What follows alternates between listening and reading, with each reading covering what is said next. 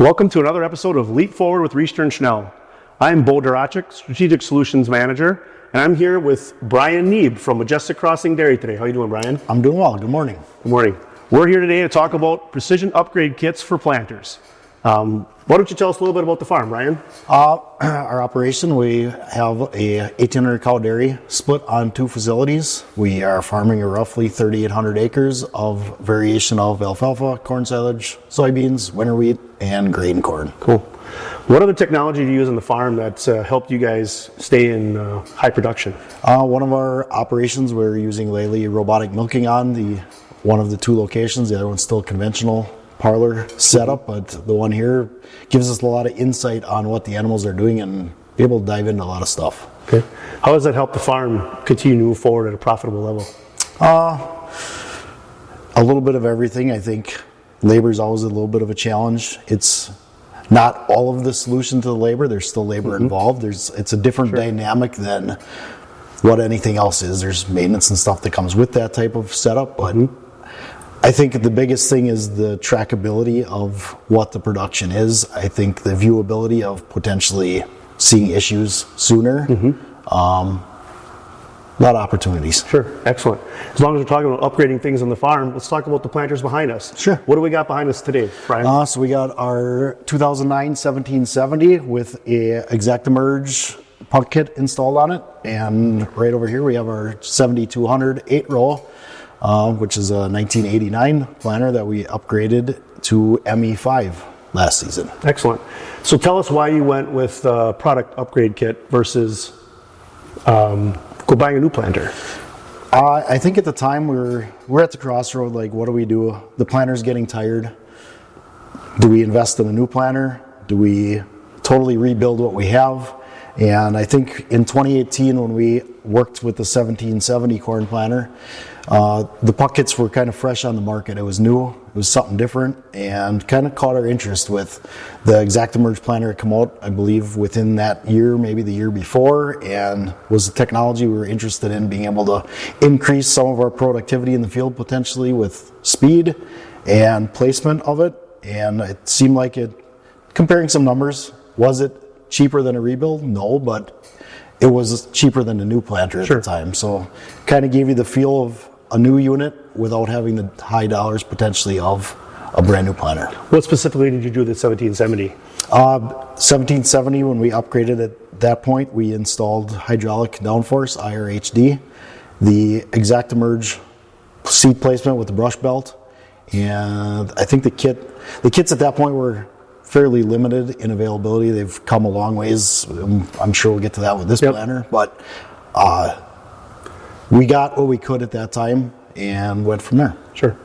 What have you seen since you've made the upgrade in the field when planting? Biggest thing I saw, I think, was the hydraulic downforce. To me, was probably the biggest game changer for us. It seemed like when you would watch the old spring downforce or pneumatic downforce operate through the field, you could see a lot of movement on the row units, and they were just watching it go down the field from the cab and even outside the cab watching it, there was a lot more consistency to the row unit following the ground. I think that was probably one of the biggest players in it after installing it. And I think if anyone's looking at upgrade stuff, that would be one of my top ones, would be the hydraulic downforce option.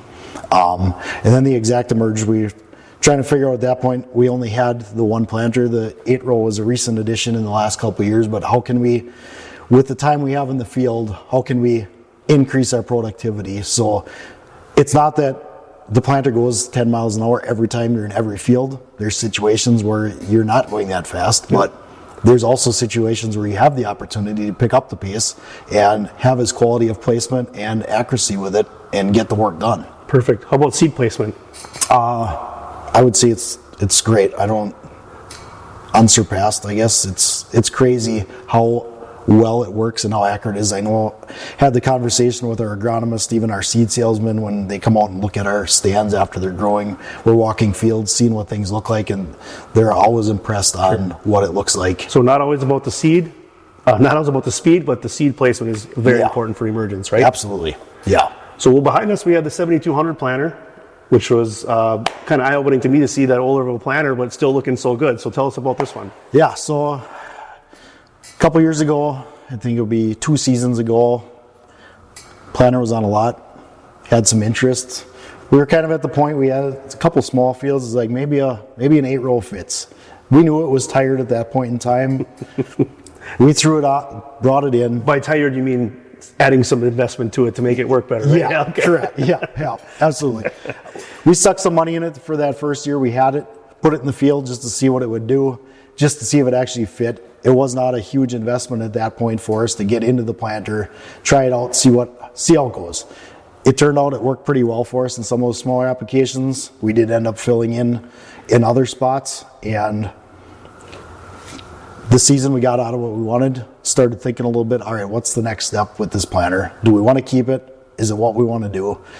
Last spring we kind of sat down, had discussions on it, and it felt like we didn't need to go to the exact emerge because we knew it wasn't going to be our main go-to planter. Thought was, let's go to ME5, get the hydraulic downforce, get some of the other tools that come with it, gives us the availability of another planter in the field, gives us the ability, if the other planter goes down, we're still planting. Yeah, it's not quite as going as much in the ground, but you're not completely dead in the water at that point, sure. Right? The other thing we really liked about the 2 planters, we got to the point where we were running both in the field. The other one had all the technology.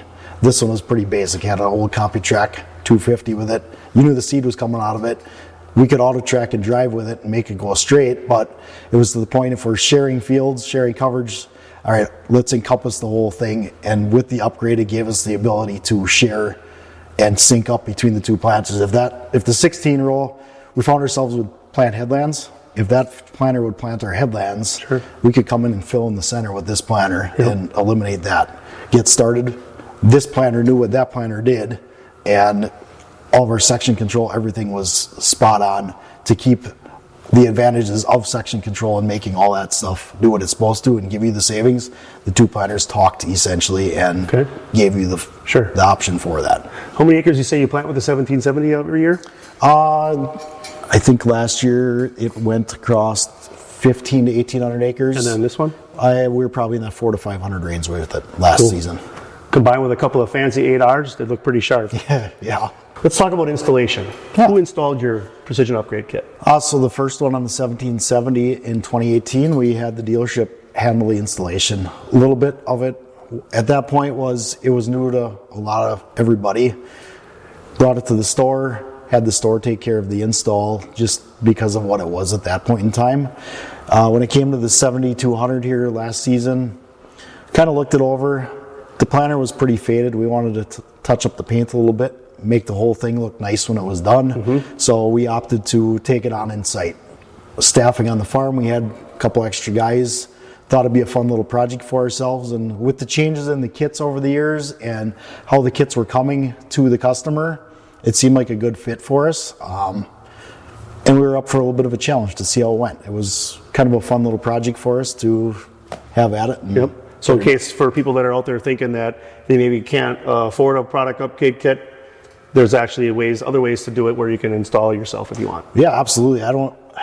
From 2018 when they first came out, there was very limited planters that you could install these kits on, right? Yep. I think in today's world where we're at, the options are pretty much endless with a puck kit. You can almost configure the row unit like you're buying a brand new planter.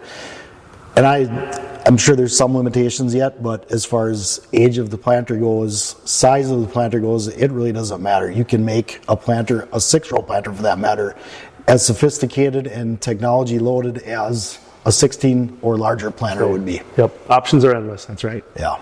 All right, well, we've been visiting with Brian Neeb from Majestic Crossing Dairy today on precision upgrades for planters. Tune in again next time on our Leap Forward with Richter and Schnell. Thank you. We're your John Deere dealer coming through for you, Richter and Schnell.